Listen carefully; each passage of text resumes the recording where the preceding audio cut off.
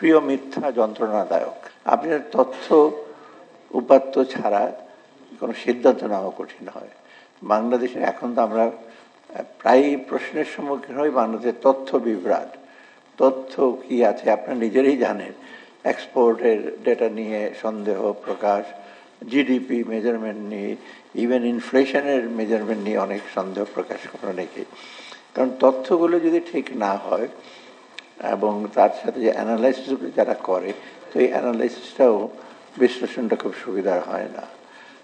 আর তথ্য বিভ্রাটের পেছনে কিছু অনিষ্কৃত ভুল আছে, আবার কিছুটা যারা নীতি নির্ধারক তাদেরও কিছুটা নেতিবাচক ভূমিকা আছে। ভূমিকা বলে নেতিবাচক, তারা চেষ্টা করে যে কোনো রকম লুকিয়ে রাখি আর খুব প্রচার করে কিছু বলি। যাই হোক, এই ন্যারেটিভের দিকে গেলাম না। বাংলাদেশের ন্যারেটিভ তো আপনারা শুনতেই পাচ্ছেন, অনেক আমাদের ইসে হয়েছে।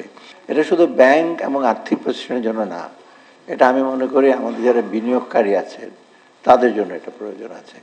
এবং আমি বিশেষ করে বিদেশি বিনিয়োগকারীর ব্যাপারে আমি দৃষ্টি আকর্ষণ করতে চাই। কারণ বাংলাদেশ সম্পর্কে কিন্তু অনেকেরই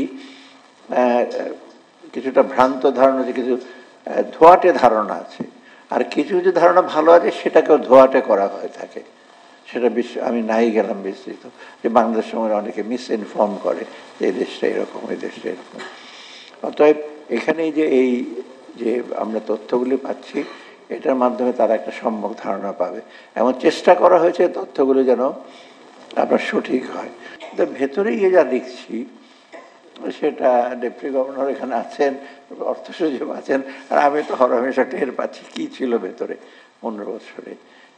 এটাকে আমরা একটু কারেক্ট করতে চেষ্টা করি, সংশোধন করতে চেষ্টা করছি এবং সঠিক তথ্য দিতে। তবে এই ডেভেলপমেন্ট ফিল্ডে আপনি যে কোনো না, অর্থাৎ শুধু অর্থনৈতিক উন্নয়ন, সামাজিক উন্নয়নের তথ্য বিশ্লেষণ এবং তথ্য সংগ্রহ একটা অনেক একটা বিশেষ। এই জন্য আমরা বলি না ডেটা ম্যানেজমেন্ট, তারপর ব্যবস্থাপনা। আমরা তো বিভিন্ন দাতা সংস্থা বাবিনের সাথে এই বিষয়ে প্রশ্নের সম্মুখীন হচ্ছি যে তোমাদের রিসেন্টলি আমাকে বলে যে তোমার ডেটা ঠিক আছে তো। আমি বলি তুমি নিঃসন্দেহ করতে পারো যে ইনফ্লেশন বেশি দেখছো, অন্য সমুদ্রদেরকে 9 করে দেওয়া হতো, 8 করে দেওয়া হতো, আমরা 11-12 যাই আছে দেবে।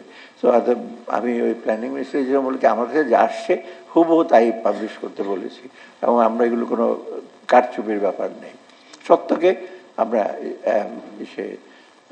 ফেস করেন। গান্ধীর একটা কথা যে প্রিয় মিথ্যা যন্ত্রণাদায়ক। এই প্রসঙ্গে আমি বলি বাংলাদেশের তথ্য নিয়ে আমরা চেষ্টা করছি, বিবিএস আছে যে তথ্য ব্যবস্থাপনার জন্য আরেকটু বেটার হয়, কুইক হয়, আর বিশেষ কোয়ালিটি, তথ্যের গুণগত মান আর সাথে পেরিওডিসিটি, এটা কিন্তু ইম্পর্টেন্ট।